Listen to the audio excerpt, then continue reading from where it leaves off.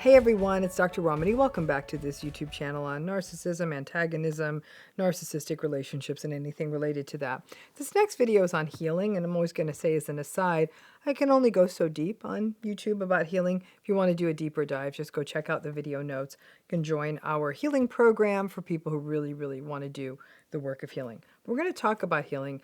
We're going to talk about something that's often a block from fully healing or really approaching healing in a full way from narcissistic relationships. Let's take that one on. So healing from any kind of toxic relationship is difficult. So that's hard enough. Now, many of you watching this YouTube channel on these narcissism and everything related have broken down your thinking about this narcissistic relationship or relationships. You have thought about what narcissism is, how it showed up in your relationship, where did it come from, the sequences that played out in the relationship, how it made you feel. You read the old text messages, you attempt to decode them, you look at the old photos, you analyze them, you look at their social media posts, you try to figure them out. You think about ways to talk to them if they're still in your life so you can approach them and set boundaries with them. You think. Now, the thinking is definitely a useful stopgap strategy. You can think about things like, this isn't about me. I can disengage. That text is showing their insecurity. Well, they're gaslighting me. This channel has hundreds and hundreds of hours of content on the thinking part. Frankly, it's easier to talk about it and teach about it. There are some universals in these patterns of narcissistic relationships, so we think about them. We think about, how did we get here? We think about, what should we do?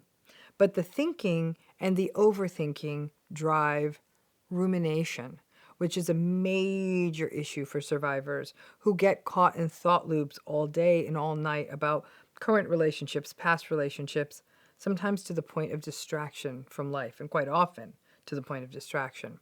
Now, the thinking is important, but the real change comes from feeling. Feeling it, means letting the emotions happen that these relationships raise. Anger, sadness, tears, anxiety, frustration, helplessness, hopelessness. Feelings. Sometimes those feelings, you can't even find a word. They don't need words.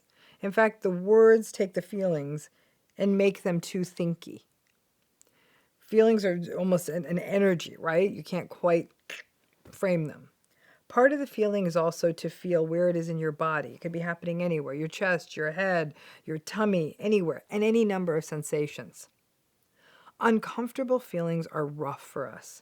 They feel as though they can overwhelm us. We don't ever want to run into our negative emotions. It's like running into a burning house. We feel like we can't get pulled out. If we're in them, we can't get pulled out of them. They're like psychological riptides, and we're concerned they'll pull us out to sea and we'll never get back. If we fight them, just like with a riptide, however, we'll exhaust ourselves. So that means surrendering a bit, feeling these feelings. Listen, feelings are like the weather. They will pass and new ones will come in. It is, however, easier to think.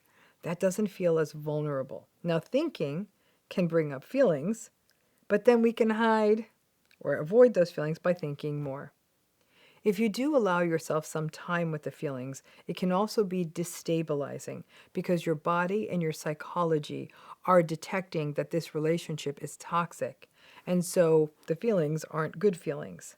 The thinking in its own way kind of almost magnifies some of the trauma bonding with our focus on explaining and rationalizing and justifying.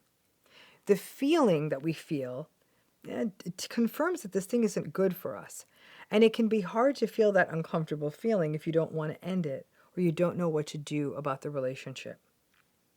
Start small with these feelings, otherwise it'll be too overwhelming.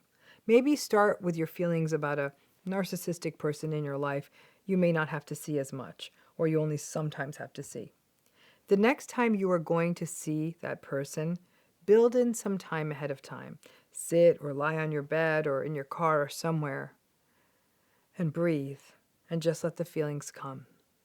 Where do you feel those feelings in your body? Stay with those feelings. You may have already sold yourself the story, well, it's only going to be 2 hours and I only need to do this once a month. That's a way to help you feel comfortable because the feeling may be uncomfortable.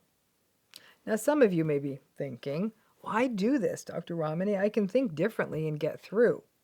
The challenge is that feelings do need to be processed and felt so they can work through.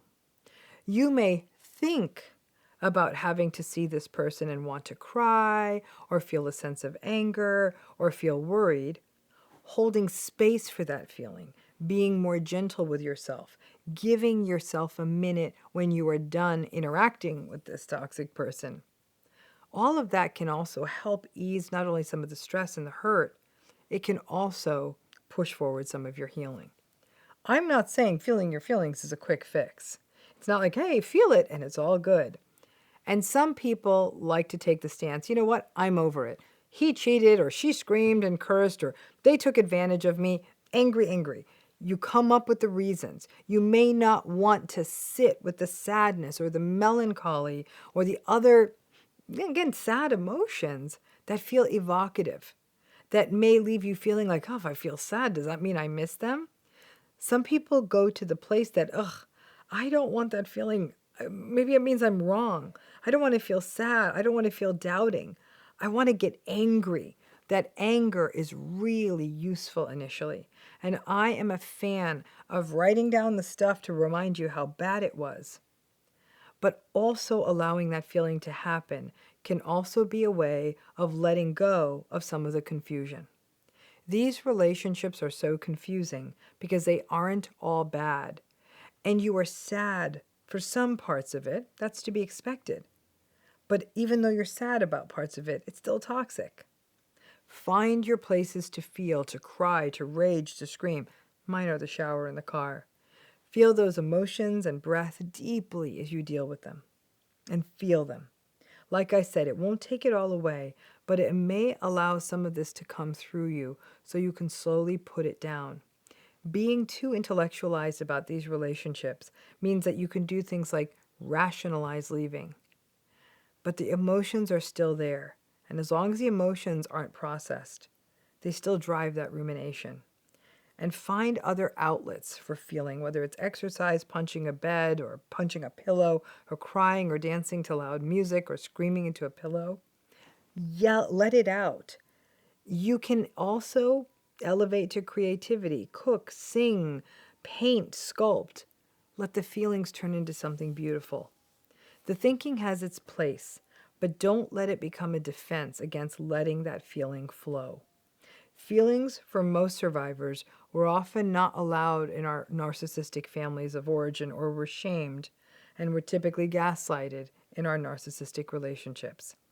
Feeling may actually be a new space for you, and to feel means that you are allowing yourself an experience that the narcissistic person wouldn't let you have or would shame you.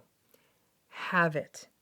It won't happen overnight, but find small windows of your life to feel the feeling. Because what ends up happening is the thinking can leave us saying, I understand how this works, but I'm still carrying a lot of pain. The pain doesn't feel good. Those negative feelings don't feel good. But running away from them and thinking, well, I can just think about this differently, merely prolongs a process of healing, which can actually be facilitated by doing the uncomfortable thing. Think of it as physical therapy. Many people who've gone through an accident or a surgery will say physical therapy was incredibly painful, but they knew they had to walk those 10, 15, 20 steps a day. Feeling the feelings is the same of the pain of getting that limb to work again, putting the weight on that leg, slowly getting it to work again.